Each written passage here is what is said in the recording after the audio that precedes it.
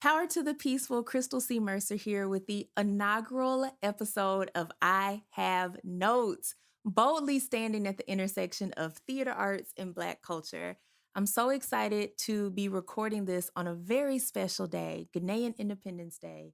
They have been free since March 6th of 1957, and it's so appropriate for our first review of notes that I have on For Schoolgirls or the African Mean Girls play. It is currently being produced at the Arkansas Repertory Theatre in Little Rock, Arkansas, and I had a very, very small role as the cultural and costume consultant. I want to just talk to you today about the feeling of producing work for the lobby installation, the creative team that I had an opportunity to work with, which includes some iconic legends of Black creators throughout our history, our lineage, our memory, our time. And then just about the community that came out to see the play and how this production of For Schoolgirls or the African Mean Girls play is just elevating the vibration of Little Rock.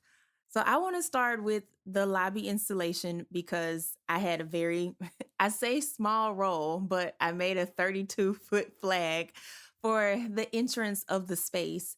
The idea was for people to walk into the theater, this flagship theater in our capital city, which otherwise would be an unassuming place, and be transported to the coastal country of Ghana. So Schoolgirls takes place in Ghana in 1986, and there are a lot of elements that touch on culture and colonialism and colorism and just the unique texture of not only a people, but what they produce. And textiles is my jam. So a Mercer, that surname is a merchant in textiles. I got it very honest. Producing the flag was probably the not only big because of its scale, but one of the biggest things I've had an opportunity to work on. And it came at a time where I was dealing with some other personal health issues. It came at a time where I live in a beautiful space, but I definitely don't have that much space to create. So I had to be innovative and think critically about how I was going to make something to fit this huge wall, invite people in, and then also give folks a taste of the experience I had when I lived in Ghana in 2019. So the flag is like the showstopper, the centerpiece of the lobby. And then there's education on different types of textiles that are produced in the country or have some West African lineage, like mudcloth and wax fabrics and raffia, some things that I had an opportunity to study and dig deeper into when I lived in Ghana. And then my mannequins, I have dressed them to the nines with outfits that I got when I lived in Ghana, also with fabric that was produced there with garments that I stitched by hand. And then I rounded off the lobby installation with some original work, the first quilt I ever made, and pages that were hand stitched for a children's book I produced called From Cotton to Silk, The Magic of Black Hair, which you can get on my website at crystalcmercer.com. It was hard in a sense to like bring everything together, but it was also kind of easy because that's what I do. And it was a challenge that I accepted, and I think that I was triumphant. And so that really set the stage for the play and this phenomenal creative team that was led by Shay Cage, who is the director. She's based in Minneapolis, Minnesota, but she has worked all over the world and is just phenomenal. I love the way Shay thinks, how she brings a team together, how she brings the vibration of the play together. And what was so unique about this rendition of For Schoolgirls or the African Mean Girls play is that it was still very deeply rooted in the original text. It was cast impeccably. And then it was whimsical. There was something so magical about how these actors had comedic timing and could dig deep into some of that real sensitive subject matter about colorism. So, be it 1986, where the play takes place, be it 2016, 2017, when this play had its world premiere, be it the primordial ooze or 2022, very real issues that we are dealing with as Black people and the remnants of slavery and colonialism, and who gets to choose who advances in this world based on how they look. And so I believe that the actors did a phenomenal job of bringing that story to life, but keeping us invested 90 minutes straight, no intermission, hard, fast, straight chaser, being just deeply enthralled in everything that they had to offer to bring this play to life. And one of the main characters, which I hope everybody is familiar with, if you're not, in the words of the great Minnie Jean Brown Tricky, one of the Little Rock Nine, if you don't know who this person is, do your homework. So one of the main characters who is featured in the play, or actors who plays a character in the play, her name is Takia Crystal Kima. She is iconic. I mean, you have seen her on In Living Color, you've seen her on The Cosby Show, you've seen her on That's So Raven, and outside of her television and film credits, the list goes on and on and on for her stage credits and her individual work as a phenomenal, shining example of a Black creator in our craft.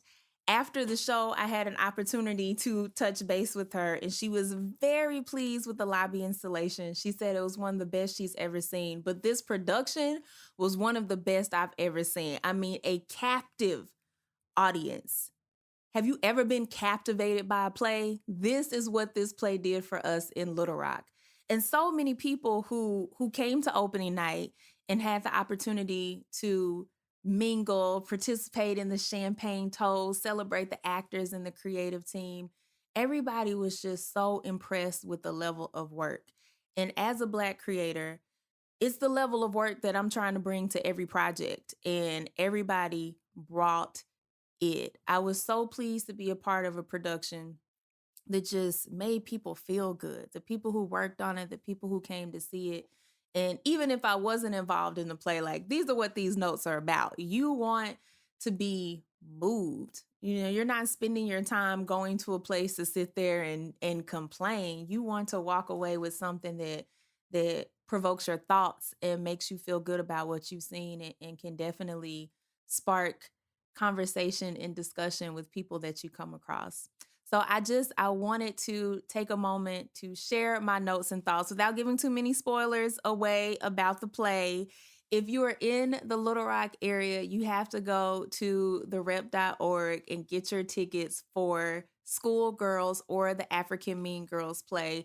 If you're not in Little Rock through March 20, when the play is going to close and it is showing in an area near you, I suggest you go see it.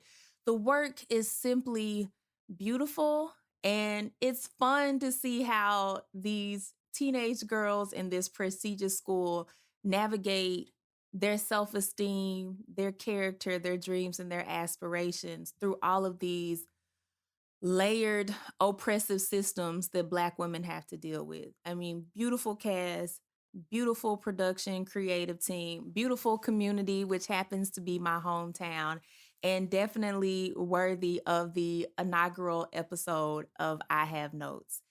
I just want to end on this note because March 6th is a celebration, a commemoration of Ghanaian independence, a nation that gained their freedom in 1957. The same year, a crisis was brewing in our capital city with 9 African American students who were the first to desegregate the formerly all white Little Rock Central High School. A crisis my late father, attorney Christopher C. Mercer Jr., when he served as the field secretary for the NAACP in that same year, them going through those doors, walking through those halls, me being a graduate of that high school because of their sacrifice, and then graduating into this level of work and being able to be a critical player in how we are dissecting what we produce, how we entertain, what we talk about, has been such a beautiful, moving experience.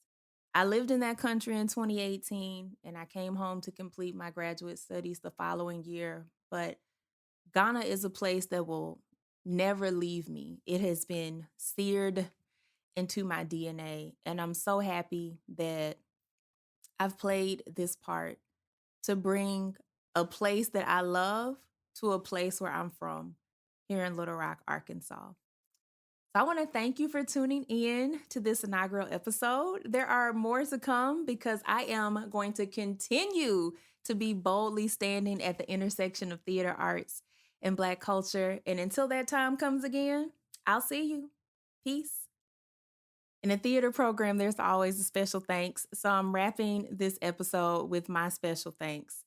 I first want to thank Elizabeth Ilongo, who is my dear sister and friend that I lived with in Ghana. She has given me so much wisdom, guidance, fabric that has been an integral part of my work since 2018 and beyond. Even before, she's been so influential in how I connect with my lineage to Africa. I also want to thank my dear friend, my dear sister, my Leo twin, Verda Davenport Boer. Verda is an artist here in Little Rock, Arkansas with me. We are local gems. Verda and I have worked on projects over the years. She was the costume designer, where I served as costume consultant and cultural consultant. And Verda was indeed my rock during this process, taking things to and fro the theater for me when I was dealing with some of my medical issues, helping me stitch on the Black Star on the Ghanaian flag, which is like the nucleus of this independence. And she is so wonderful. And I also want to thank Quincy Watson, my best, dearest friend, supporter, who has generously supported this first episode by recording and producing, and it's just been a phenomenal person in every creative thing that I do. So, special thanks to you all, and of course, the Arkansas Repertory Theatre, who gave me this opportunity to participate in For Schoolgirls or the African Mean Girls play.